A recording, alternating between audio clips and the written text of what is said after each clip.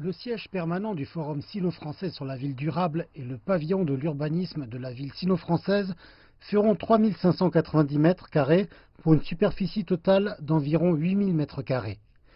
Il comprend des espaces fonctionnels pour la présentation du projet franco-chinois de la ville écologique pour des réunions et des réceptions ainsi que des espaces de bureaux. Le design général du pavillon, empreint d'une forte expression artistique, est axé sur le thème de la rencontre d'amis appréciant de la musique ancienne. Le changement des luminosités entre le jour et la nuit mélange l'aspect romantique de la France à la culture Zheyin de Wuhan. Le siège permanent a été conçu par l'illustre architecte français Denis Laming.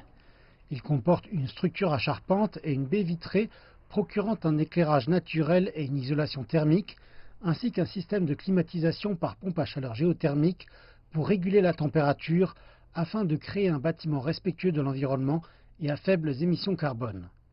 Tout autour du site est mis en pratique le concept de développement vert de la ville écologique franco-chinoise en recourant à la technologie de la ville éponge.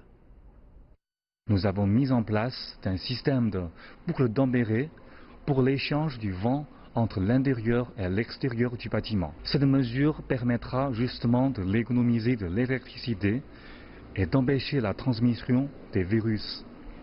Dans le contexte du ravage du Covid-19 dans le monde aujourd'hui, ça apporte une signification particulière. Le 26 mars 2014, en présence des chefs d'État chinois et français, les pays ont signé une lettre d'intention entre le gouvernement de la République populaire de Chine et le gouvernement de la République française sur la construction d'une ville écologique modèle franco-chinoise à Wuhan. Le 3 novembre 2014, le gouvernement de la province du Roubaix et le ministère français des Affaires étrangères et du Développement international ont décidé que les deux parties organiseraient chaque année un forum franco-chinois sur le développement urbain durable.